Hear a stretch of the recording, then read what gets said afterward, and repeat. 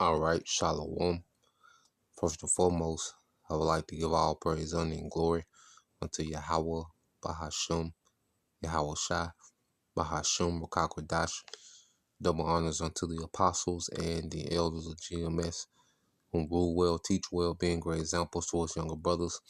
And peace and blessings and salutation to the hopeful that got there pushing his word in truth and in sincerity across the four winds. In the name of Yahweh, Bahashum, Yahweh Shai. Pushing to get up out of here. Shalom to the hopeful elect, the believers, the listeners who have came back to the obedience of the scriptures through faith in Yahweh Bashem Shai. All right. And what I want to get into today is dealing with this term, this phrase, that we hear often, the chickens come home to roost. Okay. And this is what we're seeing, okay, as it pertains to prophecy. Prophecy is a result, okay, of the Lord's will playing out in the earth. And it's a result to the action, the conduct, okay, of this society, beginning with the leadership, Esau, Edom. Okay. Now, when you go into that term, come home to roost, it says of an action, scheme, etc. It says recoil unfavorably upon the originator. Okay.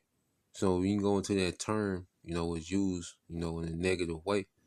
All right. And it can be negative, and it can be, in righteousness, a positive thing. Okay, as the chickens are coming home to roost. All right, for the elect in the form of salvation.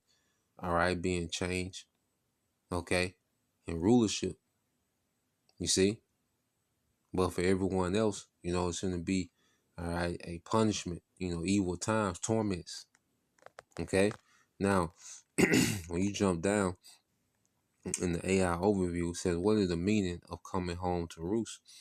It says coming home to roost means the past actions, especially bad ones, have eventually led to negative and often unexpected, all right, and negative and often expected consequences for the person who did them.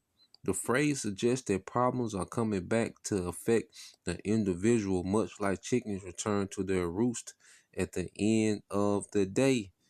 Okay, so now we're in a time where people have been, see, there was a time, when people were just out doing them, okay?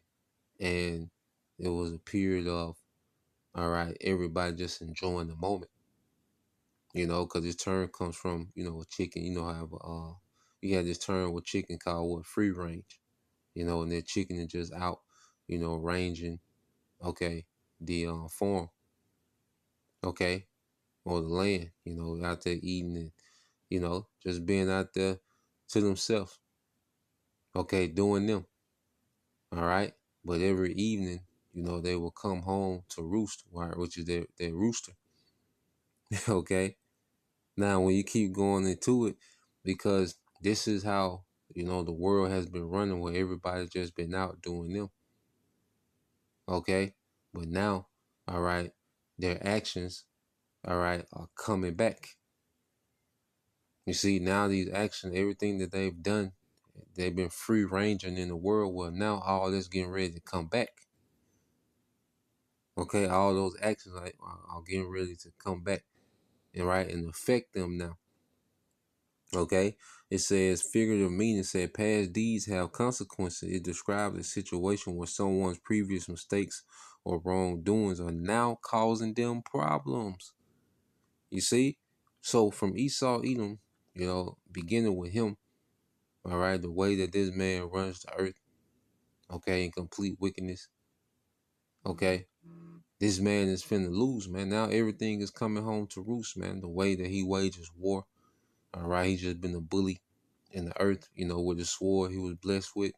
Well, all this finna come back. Those missiles coming to America are the chickens coming to roost, man. Okay, because Esau just been having his way out here. He's just been roaming the earth, all right, destroying with the sword. Well, all this finna come home to roost. Those missiles are going to be chickens coming home to roost, man. Okay, that's going to turn this place to a desert. Okay, and that's the result of Esau, all right, and using America, okay, as the centerpiece of wickedness in the world. Okay, this is what it's getting ready to produce is what? Nuclear destruction. Okay, it says a boomerang effect. It said the phrase implies that what one puts out into the world will eventually return to them, often negatively, man. Okay, like I said, you see Esau, all right, you see niggas, see the troops, boots on the ground, okay, in these Jake neighborhoods. That's the chickens coming home to roost. All this wickedness that niggas have done, all right, to each other, okay. All the wickedness and madness and this unruly behavior, okay, that Jake has been on. You see, Jake produced these results. Okay, boots in the hood, okay, is the chickens coming home to roost. All that violence that Jake put out. Okay. Now everything is coming home to roost, man. This is what Jake has this is the results of this free range action of niggas is now boots are in the neighborhood now. Okay, the nigga woman. Okay, Miss Independent. I got it. I can do it by myself. Don't need a man. Government assistance. All these now the chickens are coming home to roost. Okay, now what you see homelessness of the nigga woman at all time high. She's been now she got to be a scammer. Now she don't know her next move. Now, the government pulling the rug out from her. This is all right. The chickens coming home to roost. Okay, Eve trusting in the enemy. Okay, and being weaponized by the enemy, man. And Eve has done a lot of wickedness, man. There's a lot of women that has done a lot of wickedness, man. Has produced a lot of wickedness, man. Okay, and now all that's coming back. That's why you have a lot of these sons, all right, are unaliving their mothers, man. Okay, the Lord God to where you're raising, all right, your own judgment, the nigga woman. Okay, you're feeding it, you're feeding your own judgment, man. Sheltering your own judgment. Okay, and that's the chickens coming home to roost for decision making, man. All right, poor decision making. Now let's go to some precepts. Okay. Um. Well, let's go to the literal meaning, like we spoke on. It says the phrase is rooted in the literal behavior of chickens, which return to the roost. All right, a perch or place to rest at dusk. The literal image serves as a metaphor for the inevitable return of one's actions to affect them personally. Okay, so that's why now when you go, let's go here.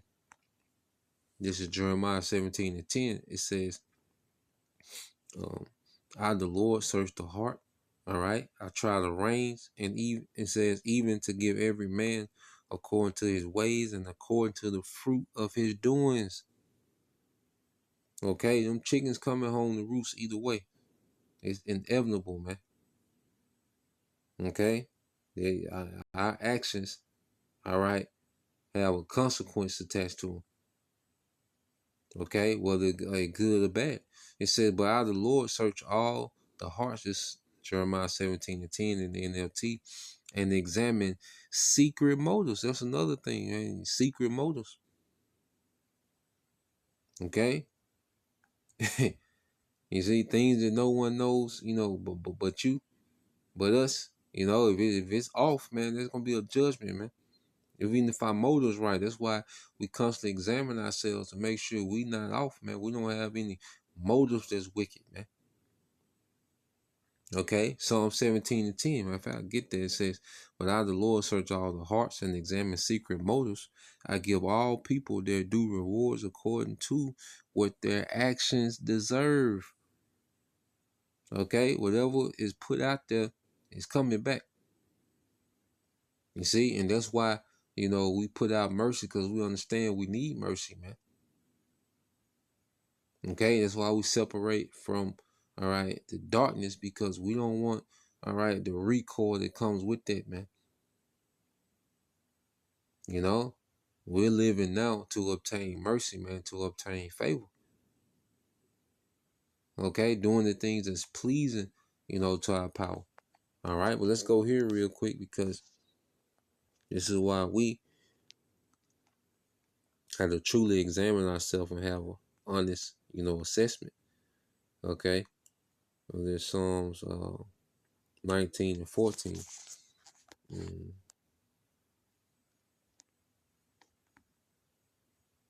I started at 12. All right, who said, who can understand his errors? All right, cleanse thou me from secret faults. And this is a prayer, man. You see, and we have to, have this mindset to be cleansed from secret faults, man.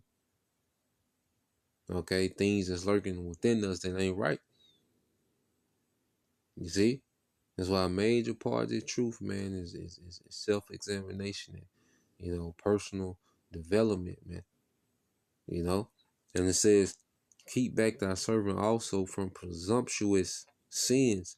Let them not have dominion over me, because we're not free of sin, but they're presumptuous, deliberate, doing what you want to do and don't give a damn. Okay? Nah, man, we fall as we strive for righteousness, man. Okay? And we have, and that's the purpose of your house shop, was our mercy for our shortcoming, man. Okay? Your house shot didn't suffer so we can wild out and we can deliberately sin. No. He's a mercy for when we fall short. Okay? And said, then shall I be upright, and I shall be innocent from the great transgression. Yeah, because the Lord is finna, all right, hold the earth accountable for his behavior, especially here in America, man. Okay? And that blood of Yahweh Shai is gonna cover those, that are serving him. Okay, in truth and sincerity, man, and humility. All right, and there's a mercy in serving Yahweh Shai. You see, we get mercy from Yahweh Shai while we're serving Yahweh Shai. Okay, this blood just ain't for any, regular small Joe. No, it's for those that remnant, that predestined remnant that will be serving in truth and sincerity and humility, man. Okay, and it says, let the words of my mouth and the meditation of my heart, my mind, be acceptable in thy sight, O Lord, my strength and my redeemer. Okay, so we pray that the words of the Lord, are acceptable. Okay, we pray that our mindset is acceptable to our powers, so it's an acceptable sacrifice, is pleasing. Okay, it's not going to be perfect, but the intent, is pleasing. You see, so let's go from there. Let's get Ecclesiastes 12 and 14.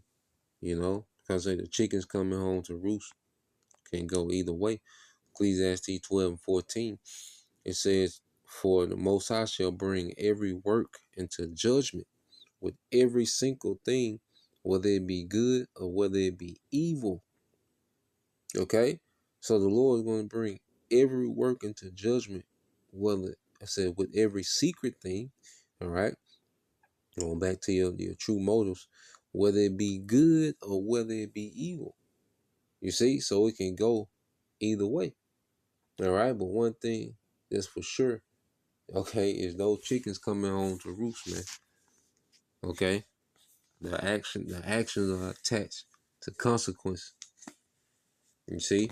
In this society, because going back to Ecclesiastes 8 and 11, this society, Ecclesiastes 8 and 11 says, because sentence against an evil work is not executed speedily, therefore the hearts of the sons of men is fully set in them to do evil, man. Okay? So because consequences don't happen immediately, okay? Just because they don't happen immediately, people mindset, gets detached from consequences. They detach their actions from consequences. Okay? Like I'm watching Snowfall. I know I'm late as hell. Okay. But I'm watching Snowfall. And Franklin was in a dilemma, and he, people was warning him, before getting in the drug business. Okay, but his mind was like, it got to be a way I can do this where I don't die or go to prison. He's like, it's got to be a way I can do this without dying or going to prison. Well, no, because you can't detach, okay, their behavior. You can't try to romanticize and dress up wickedness and think you're gonna get different results. Okay, like Jacob sell these drugs and then they'll buy you know some bikes for the hood, for Christmas.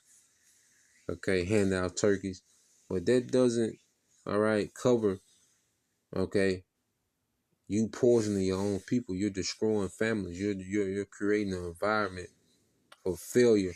You're aiding Esau. Okay, you aiding the enemy and destroying your own people. Okay, so the buying bikes doesn't negate, okay, the consequences attached to those actions, man.